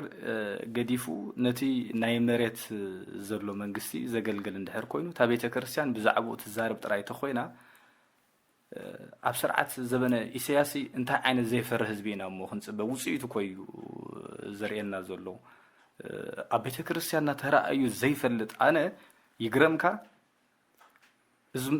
ዝኹነታት ምስ ተፈጸመ ዝመጻለይ እንታይ ነይሩ ካብዞም ኣብ ዘመነ ኣባ ሉቃስ ዘገልግሉ ዘለው ካህናት ምስኦም ክጓዓዝ ጸንሐ መንእሰይን ንቤተ ክርስቲያን መጺ ዘይፈልጥ ኣብ ዓድና ከለና ዝነበረ መንእሰይ ከናጻጽር ከለኹ እቲ ቤተ ክርስቲያን ዘይመላለስ ዝነበረ ኣብ ዓድና ዝነበረ መንእሰይ ዝሕሸሉ ሰዓት ኮይኑ ይረኺበ እዩ እዚ ብዘይሉ ሙዳ ዘራርባ እዚኦም ዳንታ ናይ ቤተ ክርስቲያን ኮይኖም ዓዋሉ እንዲዮም ዝብል ነገራት ተሰምዕ ቤተ ክርስቲያን ክመጹ ከሎ ቀጽሪ ቤተ ክርስቲያን ካኣቱ ከለው ዝፈርሑ ዝኸብዶም እዚኣቶም መንእሰያት ነይሮም ቶም ቤተ ክርስቲያን ዘይመጹ ዝበሃሉ ዝነበሩ ኣብ ስደት ግን ክጻናንዑ ስለ ዘለዎም ወንጌል ክመሃሩ ስለ ዘለዎም ዝድግፎም ስለ ዘድልዮም ናብታ ቤተ ክርስቲያን ምስ መጹ ግን በአንጻሩ ናብ ሰይጣውንቲ እዮም ተቀይሮም እቲ ዝገርም ነገር ሕጂ እንታይ እዩ ትሪኦ ዘለኻ ተልካኒ ኣኡ ምምጽኦምሲ ዝገደደ ነገር ከም ዝኾነ እቲ እንታይ እዮም ዝምህርዎም ዘለው እንታይ እዮም ዝረድኡዎም ዘለው ኣነ እንታይ እዩ ዝርዳእኒ ሰብ ንቤተ ክርስቲያን እንድሕር መጽኡ ኣተሓሳስቡ ይሰፍሕ spiritual level ናትካ እንዳላዓለ ኸይድ ከሎ ኣተሓሳስበኻ እንዳሰፍሐ ኢኻ ትኸይድ ኣብ ስደት ክትመጽእ ከለኻ ጸቢብነት ዝነበረ ዓድና ንዓድና ጥራይ ንፈልጣ ዝነበርና ገፊሕ ክትርኢ ትኽእል ምክብባር ትርኢ ተፈላለየ ዓሌት ተፈላለየ ሃይማኖት ከመይ ገይሩ ተኸባቢሩ ይኸይድ ኣብ ቤት ኣምላክ ክትመጽእ ከለኻ ከዓ ኣተሓሳስበኻ ሰፍሕ ክብረት ትፈልጥ ኣብ ልዕሊ ሰብ ማለት ኮይኑ ፍትሒ ናይ ሰብ ዝያዳ የገድሰካ ንጭኮና ጸላእ ኹድ ኢሉ እግዚአብሔር ተቃል አምላኽ ጭኮና ምጽላእ እዚ ሁሉ ነገራት የርእየካ ኣብ ቤተ ክርስቲያንና ዝፍጸም ዘሎ ነገር ከንሪኦ ከለና ግን ኣብ ቤት ኣምላኽ ምስ መጹ ክገዱ እንድሕር ተራእዮም እቲ ዝግበር ዘሎ ዝፈጠሮ ነገራት ምዃኑ ንኽግምት ይኽእለን ዘሎ እዚ ታትዩ እቲ መጀመርታት ተራእየኒ መባት ንትሕተኻ መሊስ እየ ዝኾይኑ ምናልባት ኣብቲ ካልኡን ወሲኽና ክንረኽባ ንኽእልና ብዙሓት ኤርትራውያን በዚ ኣብዚ ነብረሉ ዘለና ዓዲ ሽወደን ይኽዛረብ ካብተን ናይ ኤርትራውያን ኣብያተ ክርስቲያናት ወጻኢ እውን ናብተን ብኢትዮጵያውያን በመሓርኛ ስብከት ዘካይድ ኣብያተ ክርስቲያናት ናብአን ይጓዓዛሉ ስለምንታይ እዚ ኮይኑ እዛ ሓቶ በቐጥታ ንቐሽዮናስ እያ ምክንያቱም ካብ ሽወደን ስለ ዝኾንካ ሕራይ ወጽቡቕ ምስተውዓል ዝተውዓልካ ኮይኑ ተሰሚዕኒ ኣሎ ተሓቂ ቃንሱ ስለ ዝኾነ ማለት እዩ ስለምንታይ እዩ ሰብ ናብ ካልእ ቤተ ክርስቲያን ዝኸይድ ዘሎ ብፍላይ ናብ ናይ ኢትዮጵያውያን ቤተ ክርስቲያን ዝብል እቲ ሰብ ዝኾነ ሰብ ጽምዓት ኣለዎ ነፍሳዊ ጽምዓት ንብሎ ማለት እዩ እታ ነፍሲ ሃረር ትብሎ እትጸምኦ በቐንዱ ዕረፍቲ ሰላም ህድኣት እዩ እዚ ድማ ኣብ ቤተ ክርስቲያን ብመንፈስ ኣምላኽ እትረኽቦ ነገር እዩ ኮይኑ ግን ሕማቕ ኣጋጣሚ ኮይኑ ኣብ መብዛሕትአን ኣብያተ ክርስቲያን ኤርትራ ደፊረኤ ክዛረብ ሕጂ ኣብ ኦርቶዶክሳዊት ቤተ ክርስቲያን ካብ ክርስቶስ ንላዕሊ እቲ ዘሎ ወቕታዊ ኩነታት ዝዝረበሉ ይበዝሕ ካብ ስም ክርስቶስ ንላዕሊ ስም ኣቡነ ሉቃስ ዝጥቀሰሉ ይበዝሕ ስለዚ እቲ ሰብ ከምዚ ዓይነት ክርክርን ፈላላይን ዝኾነ ዓይነት ስብከታት ክሰምዕ يسلشوا ስለዚህ ዝሓሸ እንታይ እዩ ሃይማኖቱ ብዘፍቅደሉ ሓደ ዓይነት ሃይማኖት ኣለና ኢሉ ብዝኣምንልና ኣብታ ናይ ኢትዮጵያ ኦርቶዶክስ ቤተክርስትያን ናብኡ ይኸይድ ከምቲ ዝተባዕልካዮ ዝሓለፈ ግዜ እውን ኢንተርቪው ቃለ መጠይቅ ዝገበረካዮ ምስ መምህር የማነ ከም ሰማዕናዮ እቲ ህዝቢ ተወፋይነት ኣለዎ ብገንዘቡ ይኹን ብግዚኡ ይኹን ተወፊ ዘገልግል ኣብቲ ካልኦት ኣብያተ ክርስቲያን ከይዱ ስለምንታይ ናይ ባዕሉ ናይ ኤርትራውያን ዘይገበረ ንዝብል ግን እቶም ኤርትራውያን ኣገልገልቲ ዘለና ካህናት ክርስቶስ ኣብ ክንዲ ንሰብከሎም ዕረፍቲ ኣብ ክንዲ ንሰብከሎም ሰላም ኣብ ክንዲ ንሰብከሎም እዚ ዝሰምዕዎ ስብከታት ኣባ ሉቃስ ኣባ እገሌ ፈላላይ ከምኡ ዓይነት ጥራይ ስለ ዝበዝሐ እቲ ሰብ ብርግፅ ነፍሱ ናብ እትዕርፈሉ ይክኸይድ ዘሊ ገሊኡ ሰብ ኣብ ገዙ ተዓፂሎ ገሊኡ ሰብ ድማ ዝሓሸ ኣብቲ ናይ ኢትዮጵያ ኣብ ናይ ግብፂ እውን ዝኸዱ ኣለዉ ስለዝታ ምክንያት እዚኣ ሰብ ንክርስቶስ ክረኽቦ ስለዘይከኣለ ኣብታ ናይ ኦርቶዶክስ ቤተክርስትያን ናይ ኤርትራ برجس نفسه نبتعرفله نبكال حسو يبلالو زبد ملسلنا أنا راديو إيرنا نازا دمت إيرتراويان راديو إيرنا نازا دمت إيرتراويان هراي سب نفسه كتعرفله نبت خيد بوتاي بخيد منفسه أقول قصة زخنة أجمل لأنه بتحدى وجن ون زي أمونغو إرتران إثيوبيا عند مثلا عرق سلام ناس ترارد صايت خوني الحاسية بزوجنا زي ناس زارة بين خالقي مسلم سمعتي بزعبا نايق وانقوان بهلن ون نايت أبي تكريستيان إرترايت أرثوذكس أو تهادو بيتكريستيان سلزلا على عليات فتو ساون تعب سلزوجنا تعب زلنا يا بوتا إيه تا نايت برينيا بيتكريستيان تعبي لكن تا أزي عود تخينا زلا تا ناي إثيوبيا عند مثل أو حالة يكونوا بسلسلة وطا سلسلة أبصر ختمة ستوكول جلسة بعد بجزء كوفي لون ترى يكونوا يكون هانس نواقع تحته بزاحت من السيات بعقل تصبت نفسهم تفولوا مالت نفس قتلت إرتراويان كلام لهم دا يكونن يدي بعليه حجيجن بنتصور نفس قتلت فلوتي أبي أوروبا بزحات من ساعات بحرقته له أما يعتو أبي أوروبا أمساته نفسهم يقتلوا له سلازي ترى بيتكريستيان تاي مالت بسجايهم منفس عبزخهم زلوا أتي زعبة تاريخ تصوتو زقبا أبسدت بناتي الرأي عند حركوين وين بيتكريستيانا بتزقن على عينة مسايت بيتكريستيان حدزيو بيتكريستيان رأسان دحرك إلى بيتكريستيان محدر عندهر أصفيفا نتحبر تسب ناتا كتساقا قروت خيليا حجز الله بيتكريستيان نزخ تقبر أي تخيلني عقم يبلان نبعلا زي تساقا قرت نهزبا كتساقا قرو أي تخيلني أتي أمانة كبارا بزوح يتسبب زلو أزف سدد زلو بزوح نقرات يتسببنا بسقا يتسببنا بمنفس يتسببنا تاي مالتي بمنفس كون كله أقلقلوت كركب مس أملاخو كراخب منفساو هيوتو خعبي دقو أبت أملاخ كتكل بزح كوي زواقع الناس زولو أبسدد بيتا كريستيان رأسا ختكل بزي مخالا كندي سدرا بيتات يبتنا له بيشكا تمليس خمسي أنا بتي نفس قتلت كندي هس أنا ديوم تفضل له أبسدد بيتا كريستيان كتعرب بزي مخالا اتي كتواصو زولو وحلافنت أبسدد كتقبرو بزي مخالا بزحات من اسيات عبيتين دا تصلو اواسي من اسيات اب سدت زتولدو دقنا نبيته كريستيان تاو غبريون كمصو سلازي اتولادخا ابزي زيري ازلو انتايو دقون كا بيته كريستيان تبتيونو من داطفو خلو بيته كريستيان ترا يزبل الله تنا ترا يزبل انتي ات مسلتا بيته كريستيان زخدا زلو انتي عينت بيته كريستيانون كرياو نخيل يلن سلازي زابي زحج زلا بيته كريستيان انتي ازبل دلخو نبعلا سلازي كونة تنبر كتواصو زلو وحلافنت بزي تلعلو زلخا اندحر كوينو بخلو نتحبرة السب اب سدت تبتيون الزلو ناي مترناف سرح ناتا نيرو ناي متسننع سرح ناتا نيرو كاونسلين مهاب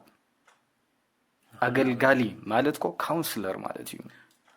نزحاممه كيدكا أبو هسبيتال متسننعو سدت كبي سلازوخونه بينخا ناي مخان تخولو اللو بس أحزي يقولوا له كم وخانة تومي حواتنا بسهرة بسيناي قليهم أبيت مأسرتي ناي سرعة إسياس صونحيهم مدربة دا زحالو فيهم እዚቲ ኣብ ውሽጦም ጭንቀት የብሎም ክንብል ኣይንኽእልና እኮ ኣለዎም ስለዚ እቲ ኩሉ ዝሓለፍዎም መድረኻት ኣብ ስደት ኣብቲ ጥዑም ቦታ ምስ መፁ ናይዛ ዓምዲ ዘጽንዑ ሰባት ዝያዳ ክምልስዎ ዘለዎም መልሲ እዩ ኣነ ግን ከም ኣገልጋሊ ምዃነይ ከምኡ እውን ኣብቲ ናተይ ኣገልግሎት ከም ካውንስለር ኮይነ ስለ ዘገልግል ግን ዝርዳእኒ ነገራት ብዙሕ ነገራት ከም ዘሎ እየ ክዛረብ ዝደሊ ስለዚ እታ ቤተ ክርስቲያን ብሞራል ክትሕግዞም ምኽኣለት ብምኽሪ ክትሕግዝ ምኽኣለት ብዙሕ ነገራት ብስጋውን ብመንፈስን ቤተ ክርስቲያን ኮ ናይ መንፈስ ጥራይ ስራሕ ዝበሃል ኣባሃላ ኣብ ገለ እዋን ክዘረብ ዝደሊ ፈፂሙ እዋን ምስ ቃል ኣምላኽ ዝተሰሓሓተ ኮይ እንታይ ማለት እዩ ናይ መንፈስ ጥራይ ንሕና ኮ መንፈስ ኣይኮናን ስጋን መንፈስን ዝሓዝና ኢና በዚ ምክንያት ኣብቲ ሕብረተሰብ ኣብቲ ሶሳይቲ ቤተ ክርስቲያን ልዑል ክትዋፅኦ ዘለዋ ስራሕ እዩ ዘለዋ ኣንተ ወይ ተንኪፍየ ነይረ ናይ ፍትሒ ጉዳይ ንቤተ ክርስቲያን ምልከታ ኢልና ናይ ሞራል ጉዳይ ንቤተ ክርስቲያን ምልከታ እንዲ ሞራል እንታይ ማለት እዩ ሕብረተሰብ ክወድቕ ከሎ ሞራል መሃብ ኮይ ከምዚ ሰብ ክሓዝን ከሎ ነፃናንዑ ኸይድና ሞራል ንህቦ በቲ መንፈሳዊ ነገር ኣጅኻ ንብሎ ሕብረተሰብ ሙሉእ ክወድቕ ከለኻ ቤተ ክርስቲያን ሓላፍነታ እንተዘይ ዘንጊዓቶ ናይ ሞራል ስራሕ ቀዳምነት ናታ ይክኸውን ዘሎ ክትስእ ንመን ንኦርቶዶክስ ቀሺ ኦርቶዶክስ ንኦርቶዶክስ ጥራይ ከተስእ እዚ እንድሕር ኮይኑ ዘይ መጽሓፍ ቅዱሳዊ ሞራል ንመን እዩ ዝወሃብ ተልና ሃይማኖቱ ብዘየገድስ ዓልየቱ ብዘየገድስ ባርያ የለ ጭዋ የለ ኣብ ቅድሚ ኢየሱስ ክርስቶስ ከም ተባሃለ ኣነ ከም ኤርትራዊ ሃይማኖቱ ብዘየገድስ ብሄሩ ብዘየገድስ ኣብ ሞራል ኢሹ ኣብ ናይ ፍትሒ ኢሹ ኣብታ ዝተወለድ ኩላን ዝዓበ ኩላን ሃገር ክሰርሕ ኢንክሉድድ ከም መንፈሳዊ ኣገልግሎት ገይረ ዝወስዶ ኣነ ዘማራይ ዳዊት ኣብ መዝሙር 137 ጽሒፍዎ ዘሎ እንታይ እዩ ናይ ኣምላኽ ሰብ እንዲ ግን እንታይ ኢሉ ኢየሩሳሌም ንዓኽን ተረሲዕ ክሲ የማነይቲ ኢደይ ትረሳዓኒ ኢሉዋ ሕጂ ነዚ ክጽሕፎ ከለኹ ኣነ ኢየሩሳሌም ኢለ ኣይጽሕፎ ደ ኣነ ናይ ምስ ኢየሩሳሌም መራሕና ኢየሩሳሌም ኣይኮንኩን ተቐማጥና ኢየሩሳሌም ኣይኮንኩን ግን ኤርትራ እንተረሳዕኹን እንተበልናያሲ እቲ መጽሓፍ ቅዱስ ኮስተጋጭወሉ ነገር እኮ የለን ስለዚ እታ ናትና ቅድስቲ ሃገር ንብላ ዘለና ሆሊ ላንድ ዝብልዋ ዘለዉ ደቂ እስራኤል ናትና እውን ቅድስቲ ሃገር ኣላትና እኮ ባዕልና ነጥፋኣ ዘለና እንተዘይኮይኑ እግዚኣብሔር ዝሃበና ቅድስቲ ሃገር ቅድስቲ ዓዲ ኣላትና ቅድስቲ ኮይና ክትነብር ግን ናጽነትናን ፍትሕናን ሓርነትናን ኣብ ስልጣንያ ኣብያቱ ገይሩ ከቐበለና ዝኽእል የለን እንታይ ዳ ኣገልጋሊ ተገልጋሊ ወዲ ጓል ዓሌት ከይፈላለና ኩላትና ስለ ሃገር ክንሰርሕ ክንዓይ ከም ዘለና እዚ ነገራት እዚ ካባና ክርሕቕ ዘይብሉ ኣገዳሲ ኢለ ዝኣምን ስለዚ ሲ እንታይ እዩ እቲ ክብል ደልየ ዘለኹ ሲ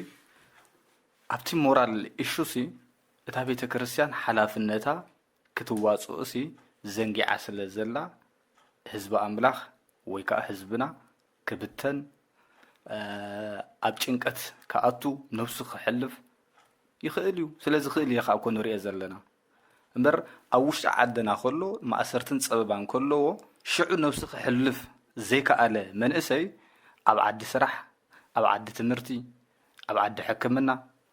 ኩሉ ክትነብረሉ ኣብ ትኽእል ዓዲ ምስ በፅሐ ህዝብና ናብ ከምዚ ሕጂ ደረጃ ወሪድዎ ዘሎ ክወርድ ክንሪኦ ከለና ዘተሓሳስብ እዩ እዚ ሲ ከም ሃገር ተበቲና ኮይንና እምበር ካብ ብዙሓት ዓድታት ሊቃውንቲ ናይዚ ዓምዲ እዚ ዝተምሃሩ ኣዋፂና ክፍተሽን ክእረምን ዘለዎ ነገር እዩ ንእግሪ መንገደይ ንእሽተይ ካልእ ሓሳብ ክህብ እንተትፈቕደለይ ግን እንታይ ምበልኩ እዚ ህዝቢ ናይ ቤተ ክርስቲያን ምውዳቕ ናይ ቤተ ክርስቲያን ምስባር ጥራይ ኣይኮነን ኣሸጊርዎ ዘሎ ከም ሕብረተሰብ ኣብ ስደት ክንሰፍር ከለና ብርግፅ ኣነ ኣገልጋሊ ቤተ ክርስቲያን ንኮሚኒቲ ግን ጥቕሙ ስለ ዝርዳእኒ ኣብ ገለ እዋን ልዕሊ ቤተ ክርስቲያን ይሰርዐ ብኸመይ እንድሕር ኢልካኒ ንሕና ኣብ ቤተ ክርስቲያን ዝዓበየ ጥቕሚ እንታይ እዩ ዝረኣየና እንድሕር ኢልካ ነታ ኣማኒ ምስ እግዚኣብሔር ኣምላኹ ምርኻብ እዩ ፅቡቕ እዚ ኢኻ ስራሕና እቲ ኮሚኒቲ ዳ እንታይ እዩ ዝጠቕሞ ተኢልካ ሃይማኖት ተፈላለየ ይኸውን ይኽእል እዩ ንኣብነት ኣነ ናብታ ዘገልግላ ኦርቶዶክስ ኣገልጋሊ ምዃነ ይፈሊጦም ኦርቶዶክስ ጥራዮም ዝመፁና ኣብቲ ናይ ካቶሊክ ተኸድካ ካቶሊካውያን እዮም ዝኸዱ ኣብቲ ናይ ከንሻ ተኸድካ እቶም ደቂ ከንሻ ፕሮቴስታንት ዝኾኑ ኣብቲ ፕሮቴስታንት ኣስላማይ ኣብቲ እስላማይ ዝኸይድ ከም ሕብረተሰብ ዘተ ገይርና ዝሓሸ መፍትሒ ክንፈጥር ግን ኣበይና ንኽእል ተኢልካኒ ኣብቲ ኮሚኒቲ እዩ ዝተፈላለዩ ኣለና ዝተፈላለዩ ዓቕምታት ዘለና ሰባት ኣለና ስለዚ ኣብ ሓንቲ ከተማ معروي زخونه كوميونيتي كنفطر انت نخل نيرنا اب سدت ازوم نفسهم زطفو زلو دو اب ጭንቀት زلو دو نبلوم زلنا كوميونيتي خاليونكم خال نيري كوميونيتي سي نحد حبرتسب اقداسي يكبل سلز دولخ ازي بيتكريستيان طراي زي كونت شجر زري زلخو بعابيو اب كل عدتات كوميونيتي كفرس كم زلو سلز تسرحلو نزخا كونيلوم حبرتسب ابز حج زلنا يو كودقنا نحدحدو خبالالا كنخخس فح قبل كبتن اتي مطرنفيو كم زفرسلو خوينيو زرائنمو زوم منسيات ناس بخلتهم كثيرهم كوميونيتي رخبون بيت املا خير رخبون ابسدت نفعت مراحه الليدرشيبون اي رخبون زطرنفهم نايز كله وصيتي خمس لدلخي يغني لي علاش اباشي تايو بزح غزي بزعباتهم اب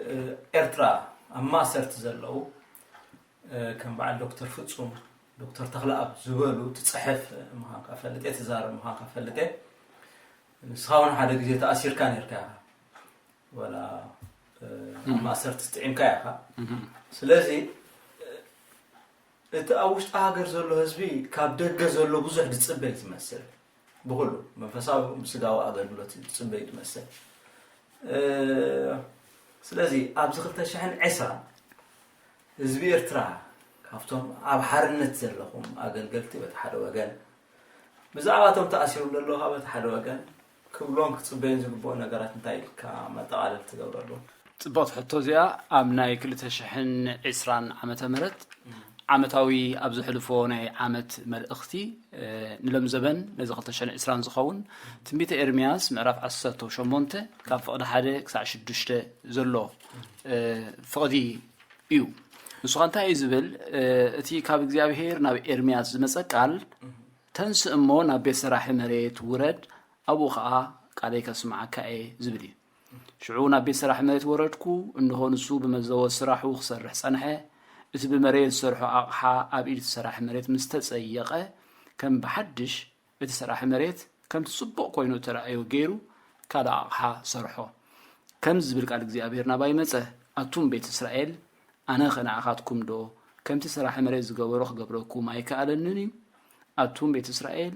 እንሆ ከምቲ መሬት ኣብ ኢድ ስራሕ መሬት ዘሎ ከምኡ ድማ ንስኻትኩም ኣብ ኢደይኹም ይብል እግዚአብሔር ዝብል ናይ 2020 መልእኽቲ ማለት እዩ እንታይ ዝብለና ዘሎ እቲ ስራሕ መሬት ብመዘወት ስራሑ ክሰርሕ ከሎሲ እቲ ዝሰርሖ ዝነበረ ኣቕሓ ተበላሽዎ እቲ ኣቕሓ ንምንታይ ዝውክል እንተራእልና ዓና ንደቂ ኣዳም ዝውክል ንሰብ ዝውክል ንሰብ ካብ ሓመድ ምድሪ ስለ ዝገበሮ እግዚአብሔር ማለት እዩ እሞ ዝተጸየቀ ዝተበላሽዎ ንብሎ ዘለና እንታይ ኣይናዩ ንራእልና ማሕበራዊ መዳዩ መንፈሳዊ መዳዩ ኩሉ ነገራቱ ዝተበላሽዎ ዝተጸየቀ ነገር እዩ ኣብዚ ሓድሽ ዓመት ኣብዚ 2020 ዘሎና ተስፋ ግን እዚ እዩ ኣቱም ቤት እስራኤል ኣቱም ደቂ እስራኤል ከምቲ እቲ መሬት ኣብ ኢድ ስራሕ መሬት ዘሎ ንስኻትኩም ድማ ኣብ ኢደይ ከም ኢኹም ይብል እግዚአብሔር ስለዚህ እግዚአብሔር ንጽቡቕ ነገር ክቀይረና ንዝሓሸ ንዝበለጸ ነገር ክቀይረና ምዃኑ ተስፋ ዝህበና ዘሎ ዓመት እዩ ነቲ ህዝብና ብሙሉኡ ኣብ ውሽጢ ዘሎ ይኹን ኣብ ደገ ዘሎ ይኹን ተስፋ ዘለዎ ቃል ናይ 2020 እዚ እዩ እግዚአብሔር ክሰርሕ ከዕሪ ከም በሐድሽ ንኽብሪ ክልውጠና ይኽእል እዩ ሓንቲ ነገር ግን ተድሊ መምላስ ማለት እዩ ከም ህዝቢ ከም ሃገር ከም ቤተ ክርስቲያን ብውልቀ ከዓ ከም ግለሰብ ናብ እግዚአብሔር ክንምለስ ትላእተ መልስና ግን እግዚአብሔር ከዕሪየና ተስፋ ዘለዎ ዓመት ምዃኑ ከበስር ደስ ይብለኒ ማለት እዩ ብዛዕባቶም እሱራት ኣብ ቤት ማእሰርቲ ዘለው ኩሉ ግዜ ልበይ ይምጾም እዩ ሓቂ ንምዝራብ ብፍላይ እቶም ብቀረባ እንፈልጦም አገልግሎትና ካህናት ቀሺ ዶክተር ተኽለአብ ቀሺ ዶክተር ፍጹም ብርሃን ቀሺ ገብረ መድህን ዞም ሰለስተ አገልግሎቲ ብፍላይ ማለት እዩ በዓል ዶክተር ክፍሉ ዝኣመሰሉ እቶም ካልኦት አገልግሎቲ ፓስተራትን አገልግሎቲ ዝተፈላለዩ ማሕበራትን ውን ሽሞም ስለዘይንፈልጦም ንሳቶም ኩላቶም ብሓፈሻ ድማ ከም ህዝቢ ኤርትራ ናይ ሕልና እሱራት ይኹኑ ናይ ፖለቲካ እሱራት ይኹኑ ብዘይ ፍትሒ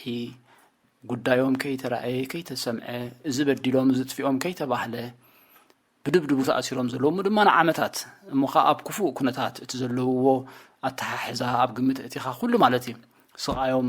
ስቃይና እዩ ድቃስ ዝኸልአና ነገር እንትሉ ንሱ ኩሉ ግዜ ኣብ ጸሎት ንዝክሮም መዓልትን ለይትናተን ገብራ ጸሎት ንዝክሮም ማለት እዩ ስለዚ ንዓቶም እውን እግዚአብሔር ረሃዋ ዝፈጥረሉ ዓመት ክኸውን ከም ብሓድሽ ታሪኾም ብኻልእ ኣርእስቲ እንሰምዖ ክኾነልና ሰናይ ትምኒተይ ጥራይ ዘይኮነሲ ናይ መዓልቲ ጸሎተይ ድማ እዩ راشياني لا باشي الموداتا كش يوحنس دياقون يوحنس شغلتا ኤርትራን ኢትዮጵያን ኣብ ሰላም ኣጽነ ማለት በውሕዱ እቶም መንግስታት ኣብ ላዕሊ እቶም ክልተ መራሕቲ ጽቡቕ ርክብ ዘሎ ኣብ መሬት ግና ብክልቲኡ ሸነኽ ማለት ህዝቢ ኢትዮጵያ ገና ኣብ ውሽጣዊ ምፍንቓላት ኣብ ናይ ብሄራት ሓድዳዊ ግጭታት እዩ ዘሎ ገና እቲ ኣቐዲሙ ተላዒሉ ዝነበረ ምልዓዓል ኣይዕረፈን ህዝቢ ኤርትራ እውን ብሓፈሽኡ ዳርጋ ተዓጽዩ ዘሎ ድብል ነገር ኣለና በዚ ጋጣሚ ከም ኣገልጋሊ መጠን ህዝቢ ክሪኦም ከተክሮን ዘለዎ ከምኡን ክሰርሓሉ ዝግብኦ ንሱ ናቱ ተራት ህዝቢ ታዩ ትመንግስቱ ክገብሮ ዘሎ ናብ ክልቲኦም ወገን ተሕልፎ ተለካ ጽቡቕ ሕቶ ክወስታ እዚኣውን ምስ ዘለናዮ ሁሉ ኩነታት ናይ መዓልታዊ ናይ ዘውትር ትዕዝብትና እዩ እዚ ትዕዝብቲ እዚ ወላ አገልገልቲ ንኹን ብፖለቲካ ይኹን ብሃይማኖት ይኹን ናይ መዓልታዊ ናብራና እዩ ክፍለካ ይኽእል እዩ ምክንያቱ ስለዘይ ቀሰርና ከም ውልቅያ ኣብ ዝሓለፈ እውን ስጋብ ሕጂ ከመሓላልፎ ዝጸናሕኹ ናይ ክልተ መራሕቲ ሰላም እምበር ዕርቅ እምበር ክልቲኡ ህዝቢ ኣይተዓረቐን ዝብል መርገፂ እዩ ጸኒሕኒ በዚ ጋጣሚ እዚ ነትሕቶ ኣባይሶምና ክንብሎ ንሳቶም ኣባይሶምና ፈላልዮምና ኣብቲ ዝደለይዎ ሰዓት ከዓ ተዓሪቕና ኢሎምና ወላ ሓንቲ ህዝቢ ኮ ዘራኽብ ኣይነበሮን ኣብዚ ጉዳይ እዚ ብፖለቲካዊ መልክዕ ክሪኦ ከለውን ትኩሉ ጠንቅውን እቲ ብኣና ዝተገበረ ጠንቅታት እዩ እዚ ኩሉ ሽግራት ከም ህዝቢ ኣውዲቕና ዘሎ ንምንታይ ነቲ ሓቂ ክጎስዮ ስለ ዘይደለኹ ናብ ውግእ ክነኣቱ ከለና ህዝቢ ኤርትራ ንባእሲ ንኹይናት ኢዱ ዘንበረሉ ከለን መራሕቲ ኢዶም ዘንበረሉ የለን ህዝቢ እውን ዝተቀበለው ከለን ሓደ ሰብኣይ ወሲኑ ብሓደ ሰብኣይ ውሳኔ ኣብ ኩናት ኣቲና ብሓደ ሰብኣይ ውሳኔ ከዓ ሰላም ኮይኑ ተባሂልና ማለት ሕጂ እዚ ብዙሕ ከዘራርበና ዝኽእል ኣርእስቲ እዩ ናብቲ ዘለህሉ ኩነታት ክንከይድ ከለና ግን ናይ ክልቲኡ ሃገራት ሰላም ኮይኑ ድዩ ክንብል ተኮይና ኣይኮነን ፈጺሙን ኣይኮነን ናይ ክልተ መራሕቲ ርክብ ግን ተገይሩ እዩ ናይ ክልቲኡ መራሕቲ ስለ ዝተራኸቡ ኢኻ ሕጂ ክልቲአን ከም ተዓሪቆንዶ ክልቲኡ ህዝቢ ክልተ ህዝቢ ኢሉ ዝሓስብ ዝተጋገየ እዩ ዝተሰሓሓተ እዩ ስጋብ እቲ ናትና መራሒ ምባል ተበፅሓሉ ግዜ ኩሉ ህዝቢ ኤርትራ ኮሰሚዕዎ ኣሎ ክንሰምዖ ዝጸናሕና እዩ ስለዚ እዚ ሰላም እዚ እንኳን ኣብ ኤርትራ ሙሉእ ሰላም ክህሉ ከም ዝበልካ ኣብ ኢትዮጵያ እውን ኮ እቲ ሙሉእ ሰላም ዝበሃል ኣይተረኸበን ወላ ኣይረኸብ እምበር ንኣብይ ኣሕመድ ናይ ኖብል ሽልማት ክረክብ ከሎ ኣብ ኤርትራን ኣብ ኢትዮጵያን ሰላም ስለ ዘስፈነ ኢሎም እውን ኣይኮን ትነገር ኮ ሓውሲ ምትብባዕ ኮይኑ ዘሎ እምበር ይርእይዎ ኣለዎ ኮቲ ኩነታት ናይ ብሄር ድዩ ምስ ትግራይ ዘለዎም ድዩ ምስ ኦሮሞ ዘለዎ ነውፅታት ድዩ እዚ ኩሉ ከፍቲ ውሽጢ ዓዲ እዚ ኩሉ ሓውዚ ዝረአ ዘሎ እንዳፈለጡ እዮም ነዚ እውን ሂቦሞ ስለዚ ብዙሓት ክኢላታት ናይ ፖለቲካውን እቲ ስልማት ቀልጢፉ ዝብሉ እውን ተሰሚዖም እዮም ነቲ ናትና መራሒ እውን ከሸልሞ ዘይከኣለ እንታይ እዩ ብዓብዩ ኣብ ውሽጢ ሃገርና ሰላም ስለ ዘየለ ሽልማት ክረክብ ኣይከኣለን ናይ ፈለስጢምን እስራኤልን ከም ኣብነት ተወሲድናዮ ክልቲአን ሃገራት ዕርቂ ምስ ገበራ ክልቲኦም እዮም ሽልማት ረኺቦም ኤርትራ ግን ኣብዚ ናይ ትማሊ ሽልማት ክሽለም ኣይከኣለትን ምክንያቱ እቲ ዝመርሓ ዘሎ ናይ ሰላም ሰብ ኮይኑ ስለ ዘይተረኸበ እምበር ጥዕና ዘለዎ መራሒ ናይ ሰላም መራሒ ነይሩ እንተዝኸውን ሃገርና ኤርትራ ክትሽለም እኮ ዝጸልእ ዘሎ ኮይኑ ኣይስማዓንን ኩናት ጌርና ጸኒሕና ተዓሪቆም ክበሃል ከሎ ኣብይ ክሽለም ከሎ መራሒና ዘይሽለመሉ ምክንያት የለን እኮ መራሒና ክሽለም ከም ውልቂ ኣነ ክሪኦ ከለኹ ባህ ምበለኒ እንታይ ዓይነት ግን ተልካ ሰላማዊ ዝኾነ መሪሕነት ዝፈልጥ ክብሪ ሃገር ዘለዎ ክብሪ ህዝቢ ዘለዎ እንተዝኸውን መራሒኻ ክሽለም ዝጸልእ ዘሎ ኣይመስለንን ስለዚ ኣብ ዓድና ዘሎ ኩነታት أسر زي تفتحلو نقدي كم دلاي كاخد نقدولو زي تخيل تمس إثيوبيا بوردر تخفيتو زتبهالون كم بومبا كوي كم بومبا ماي حنساب خفتو حنساب يعصو كم تزلو ليتشني عدنا ليتش مسي ابلخا ليتش توسيد ابلخ خومو كوي زلو بوردر تسلام زبحال زلو اب كمزي كونتات إنا ننبر زلنا نعيقن زسكفني مز خمزي لنا خلنا لو تخمس خلو انت عينت مدلاوات يزلنا كم هزبي كنري خلنا خبت حد زسكفنا بزح سب قوام كنقبرينا كونستيتيوشن كنقبرينا بزخن كيدينا زبلو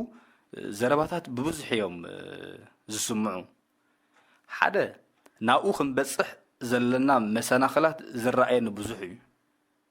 قواماوي تهاجر كنقبر قوام كنصدق طعنا زلو مرحي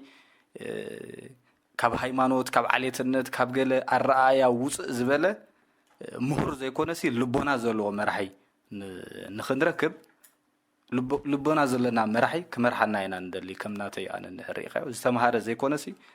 نمرحنت زخون لبونا زلو سفيح الرأيا طمتن زلو بع الرأي إينا ندل زلنا أبزا مصايت إرترا ناو خنبصح كغطمنا زخل مسناخلات يرأيني بهيمانوتاو غدا يخون ببوليتيكاو غدا يخون بكل نغرات مسناخلات كهلوناي مس غبرنا يود نتي حقي دزز حزبون كنفري كنمهرو كلنا ويسترن كل حقي عقابات مهيرم ارديم ينكو ابزي كبصحو كيلوم زلو نايزو وصيت كام سلامنتاي سكفتاتات كاتيلكا قبز حجي زلا ايثيوبيا دنبو زلوكو حقي كونستيتيوشنال لوم ايثيوبيا حزب استسمع معلو مراحي بمرجع بحقاو زمص مراحيهم حيزم زلو ابز حجي اوان بارلاما لون كل نغرتي اب ኤርትራ فريسلو كنتخلو لنا نبلو زلنا نغرات اب ايثيوبيا مولو بمولو الله اتي ኤርትራ እንደልዮ زلنا انتاي كويدم سلام كهلو ما ايكالن زبل كمرمرو خلو خغن حجز ازز بحقي تمازيزو زخيد نقوام كونستيتيوشن كخبر زخيل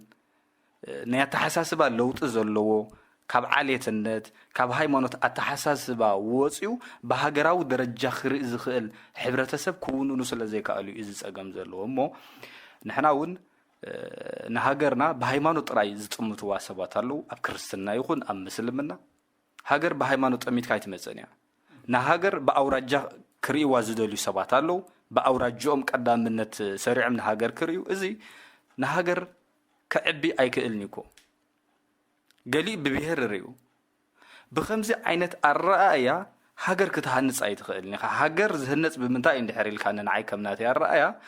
هاجراو زبل الرأية هاجراو زبل منفس اندحرها لكن هاجر كتهنص تخيليخا ስለዚህ እዚ ኩሉ ነገራት سعيرنا حنتي معريتن دللتن زخونتن هاجر كنتكل كنحالفو زلنا مسناخلات يرأينيو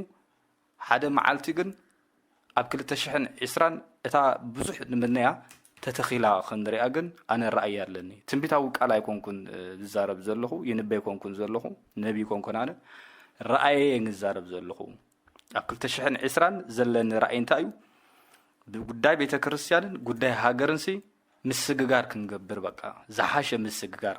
اتزلو بيته كريستيانات مكففال زلو تساغا غيرنا ناي عرقن ناي سلامن ناي ريكونسيليشن غزيه فطيرنا بهاغراو يخون ولا بهيمانوتاو غداي يخون نسغاغرلو عمت كخون زعمت زي بزح رألني بزح تسفالني نحزبنا اجوخا كابت زحلف عمتات زحشنبر زخف ايكونن اب قدمنا زلو بزحدش عمت زي كصانا نعيدلي رايي يونك غلص دلي إرنا هنا إذاعة إرنا الدولية كلتهم كبرات أغلقتي سلاتي ذهابكم لعدة اسم كلهم سماعات الدمس رادي إرنا بلبي مسكنكم يعني الله